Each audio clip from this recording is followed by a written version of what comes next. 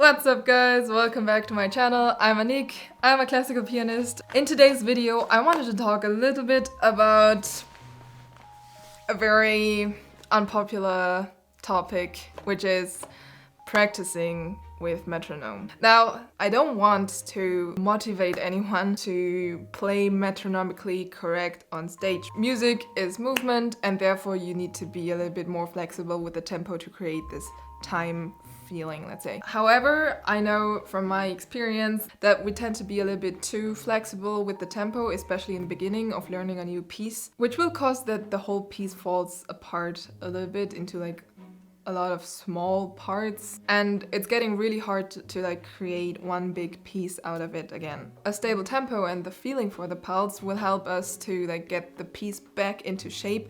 Of course, this is not the only thing and not the only tool to do this. However, it is too much to talk about everything in just one video, so I'll just concentrate on this today. To get this one tempo and this feeling for the pulse for a piece, the metronome is, at least for me, a very useful and helpful tool. So today I want to talk a little bit about my practicing tips and tricks, how I'm practicing with metronome and what I think about the metronome in general. If you like this video, please give it a thumbs up, don't forget to subscribe and hit the bell. Now, before we get into all the practicing details, I wanted to talk a little bit about the composer metronome speeds. So sometimes you can see in the scores that the composers wrote specific metronome speeds for a piece, and I know that there are people out there who think that this is the final tempo and there is no other possibility for another tempo. Calm down, guys, there is a lot of flexibility still. These metronome speeds are just giving us an orientation, so we know, okay, the tempo should go in this direction. However, there is not a fixed tempo for any piece. Brahms himself, he said, if someone can play a piece every day in exactly the same tempo, this guy is not musical. And I can totally understand what he wants to say with this. We as human, we are changing all the time. There's something happening in our lives and the whole feeling for the tempo, the whole feeling for time is changing every day. It's just normal that you feel the speed of a piece a little bit different every day. It's maybe not a lot, but there is a slightly different tempo feeling. And this leads me to the second point. The way I practiced with metronome when I was younger was, well, okay, I have to practice with metronome, now I'm just going to choose a random speed on my metronome. It just has to be slower than my final tempo, right?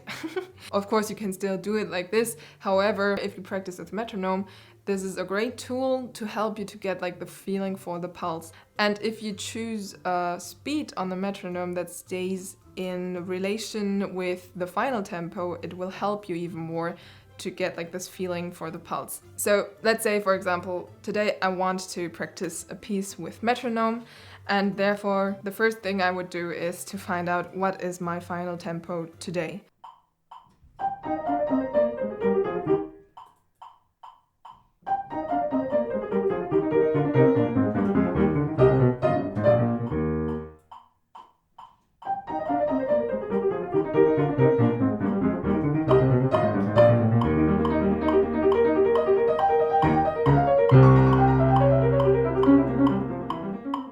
First thing after finding my final tempo for the day is to train it at half the speed. In this case it would be 69 for a fourth.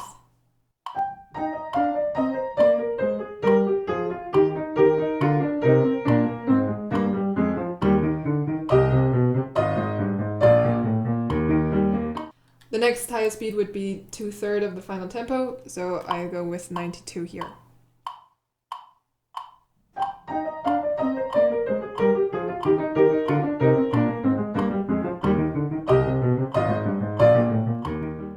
Next step would be 3/4 of the final tempo.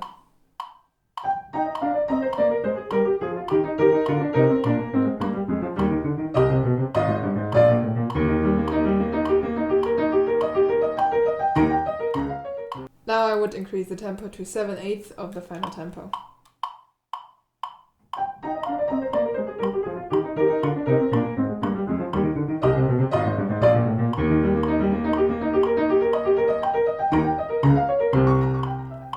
step would be to just play it in final tempo.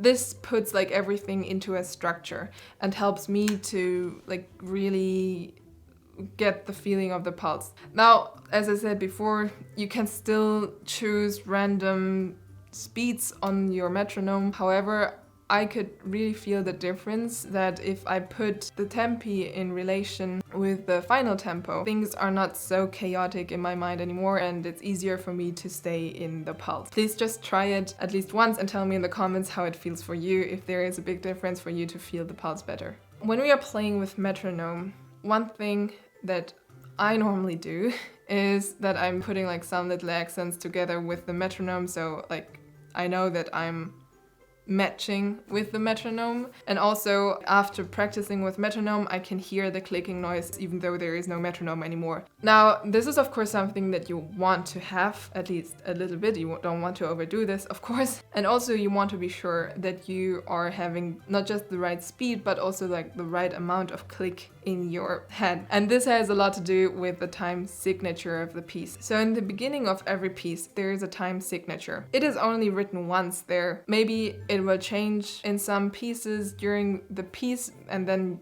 the composer writes it again, but normally there's one time signature in the beginning and the whole piece stays in this time signature. Very often I didn't see this time signature and I didn't take care of it, which is a big mistake, especially when you're practicing with metronome, because then you're starting to put a random amount of clicking into your measure. Of course, again, you can still do this. However, as I said before, you're creating little accents by doing this. You're creating a clicking memory in your brain, and actually you want to make sure that the right time signature is saved in your brain.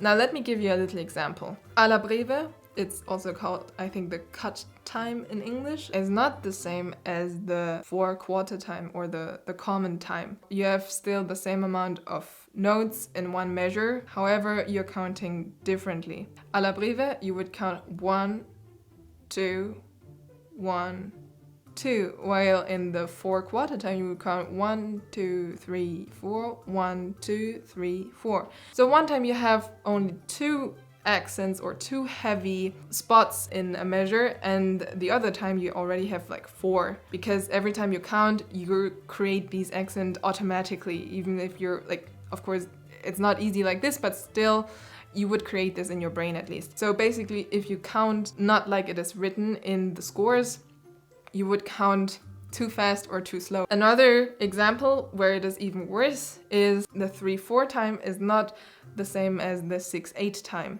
The 3/4 time it's 1, 2, 3. 1, 2, 3. Now if we put this type of counting on a 6/8 time, we would actually create wrong accents on the wrong spots, because the accents would appear on 1, 3 and 5. However, in a 6/8 time, we are not counting 1, 2, 3, 4, 5, 6, 1, 2, 3, 4, 5, 6. It's 1, 2, 3, 4, 5, 6, 1, 2, 3, 4, 5, 6. Instead of creating 2 accents, one in the beginning and one in the middle of the measure, we are creating 3 accents of like, which does not make sense. Now, of course, you can say, yeah, in some cases it makes sense and you actually want to create this, so like the audience does not really know in what time signature we are and so on. You want to confuse the audience, but this is something that you want to do because of your interpretation. If we are practicing with metronome, there are so many things that will happen automatically that will be saved in our brain, in our muscle memory, that will be wrong if you don't pay attention on this. So looking at the time signature and getting the right pulse feeling through this with the metronome is really, really important. Let me show you a little example here to explain.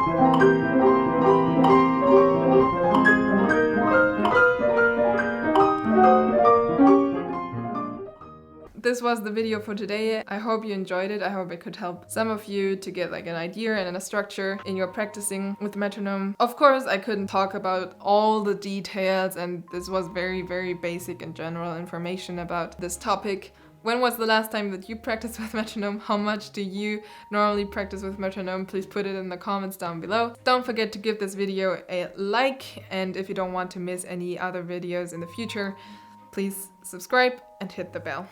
See you soon again. Bye. So we know, okay, it's the Hello. This was the video for...